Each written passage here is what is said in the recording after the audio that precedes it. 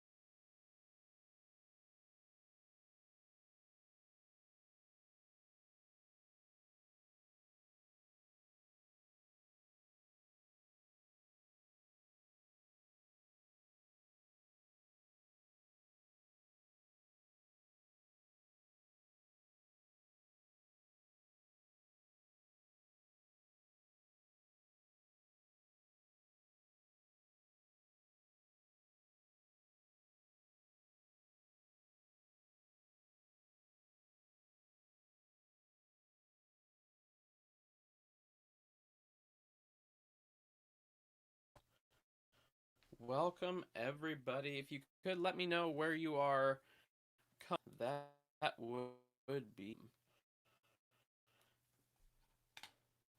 not muted this time. Thanks a lot, buddy. Thanks a lot.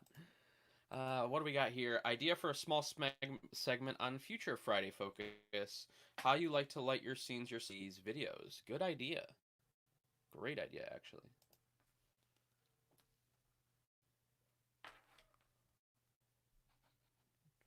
My TS camera right now. I set for so.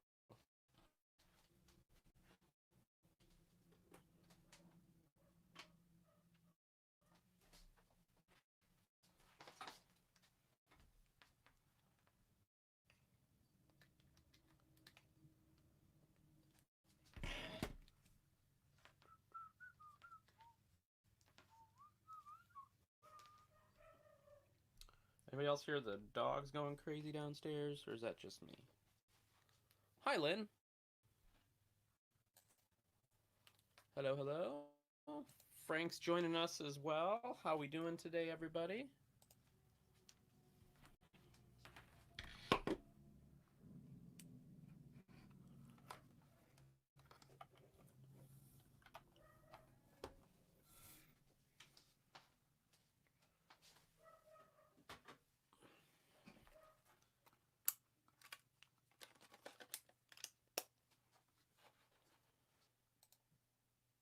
Hello, everybody. Just gonna do a quick switch here.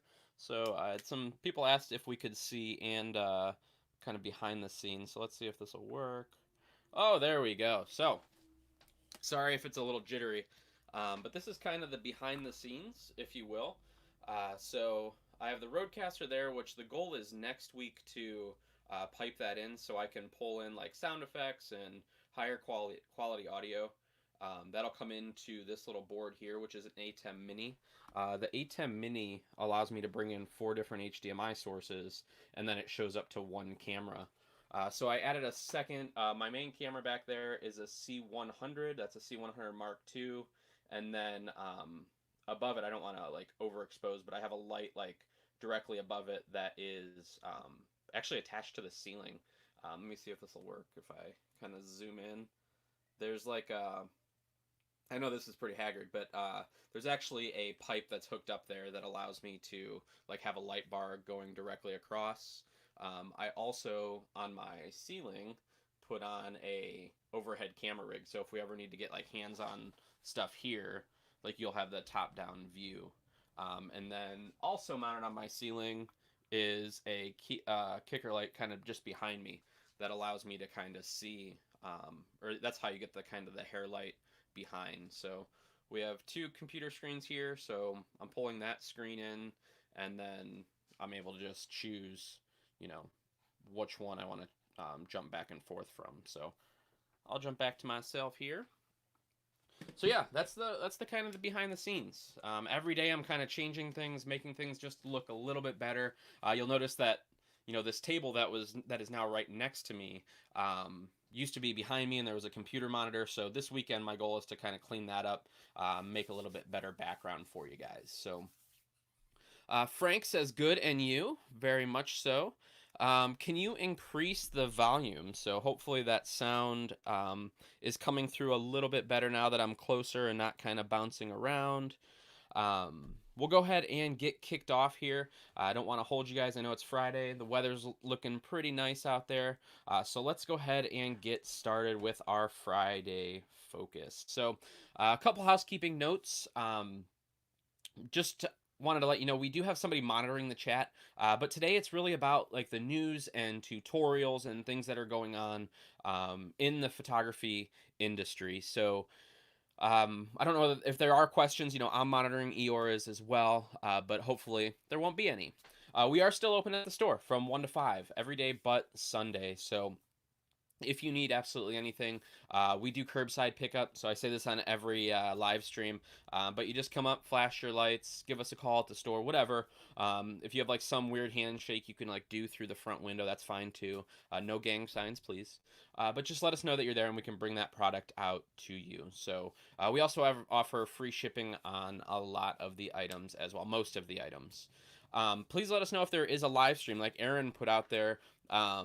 Let us know how you light yourself. So that might be something I do in the future. Thank you so much for that recommendation. And our goal is to do this every day at noon. So we just kind of hang out. We get our lunch. We just kind of hang out and talk photography. Moving on, note about the PPA. So the PPA, the Professional Photographers of America, has as of the email that I read yesterday, they have actually extended this till all of April. So PPA is the Professional Photographers of America, and it is a nationwide organization that does lobbying for us. In Washington, they have a conference every year, Imaging USA. They do print competitions. They have degrees. It's a very robust organization that helps support photographers, and what they're doing as a form of support is opening up their educational content for free. So if you go over to their website, you'll see that they have a option for it's under the domain In It Together. So if you just type in PPA and then In It Together, it'll bring you to this page, and they're opening up all of their content for you guys to enjoy at no cost. So that's an awesome resource if you need some training. So what are our goals for today? Number one is I want to update you on the photography related news that you might have missed. I mean, there's this other thing that's kind of dominating the news cycle, and it tends to be pretty negative. My goal is to get you out of that news cycle, back into the photography kind of mindset, and share with you some articles that I found that were important or inspiring to me. So hopefully you'll find the same. I hope they're interesting to you as well. So another thing is my goal is to get you away from the fear, uncertainty, and doubt. Like I said, the coronavirus is dominating the headlines, and I feel like it's dominating a lot of our lives. I mean, this is probably the biggest change that many of us have had to face. Whether that's a new job or having to look for a job, or having to work from home and not being able to do the things that we're used to doing in the spring. So my goal is to get you away from that fear, uncertainty, and doubt, and just talk photography. Remind you that you have this awesome creative hobby that you can get lost in while these things are going on. We can't really control the spread of the virus as a whole. We can do our part. We can stay inside. We can do those things, but for the most part, it's outside of our control. So I'm a big fan of controlling the thing, or only focusing on the things that we can control, like this live stream. I'm hyper focused on this. That's why you're seeing it change every day. Hopefully for the better. I'm hoping you're liking the changes I'm making, but that's something that I can control. So that's what I have been focused on, is just making these live streams, making them better for you. Another thing is I want to motivate you to try something new. So, although the Friday focus is mostly supposed to, be talking about the news, there are tutorials in here. So, if this is something that, you might find that you're super interested in, and you can then turn that into a new hobby or even a profitable niche.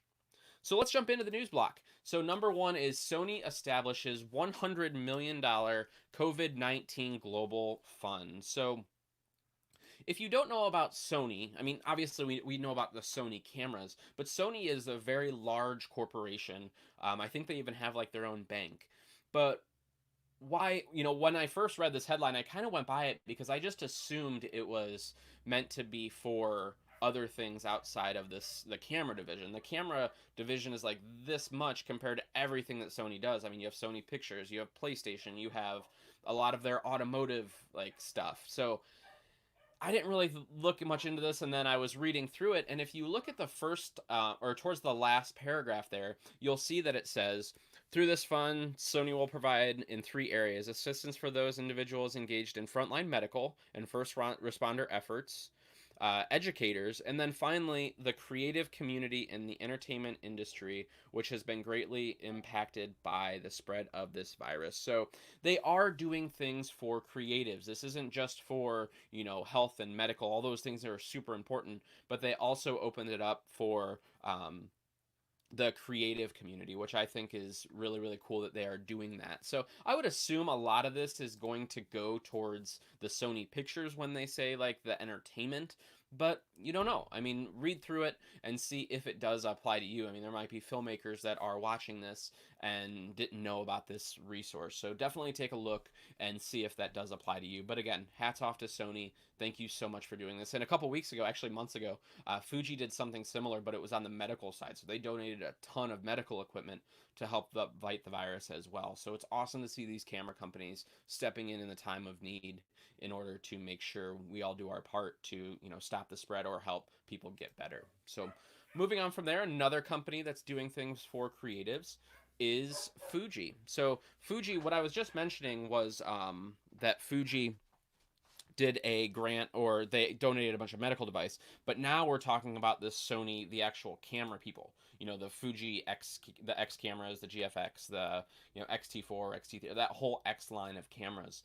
They're actually doing a thing for college students to have their story be told. So Fujifilm presents the students of storytelling, and it's a contest that you can enter to win over on Fuji's website if you are a college student. So definitely take a look. Again, these are things that, let's say, you are home from university and, you are bored out of your mind, but, you do photography. This is a great way to, put yourself into a project, and hopefully you can be entered in the contest to win, which I think would be really cool.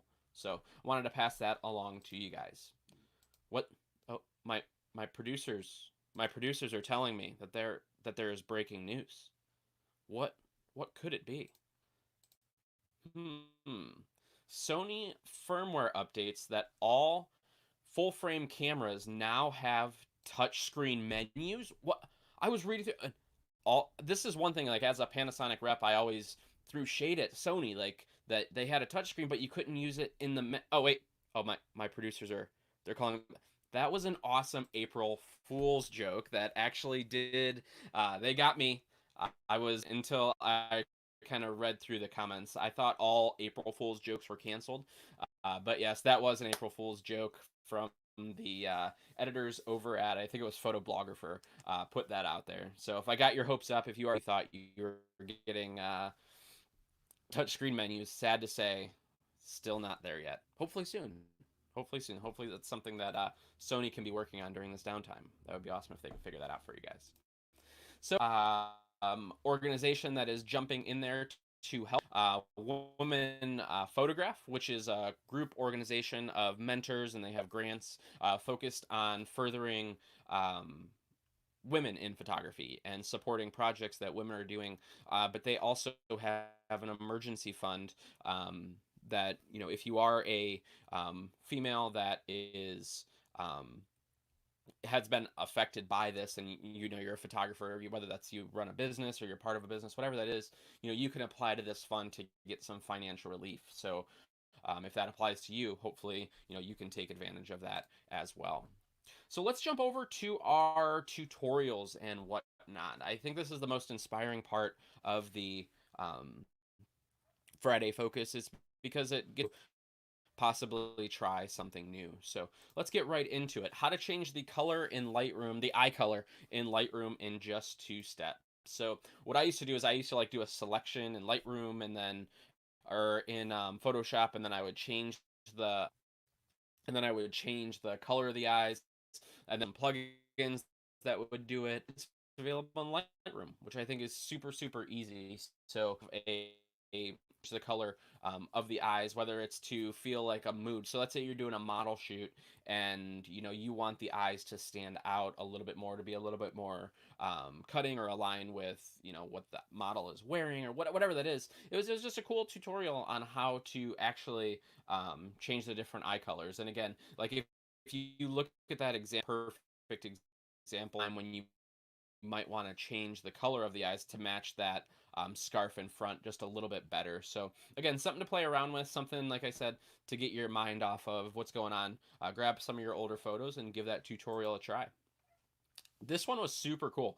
So it's how to photograph frozen soap bubbles, to create scenes from a fantasy world, was the title. But I watched the video, and it was really, really super cool. The guy has a science photography podcast, which I'm going to subscribe to. I wrote it down on my little notepad here. But basically, how you can take these bubbles made of soap, and he teaches you in the video like the consistency that you need for the bubbles, but how you can get really cool images. He talks about how to light them.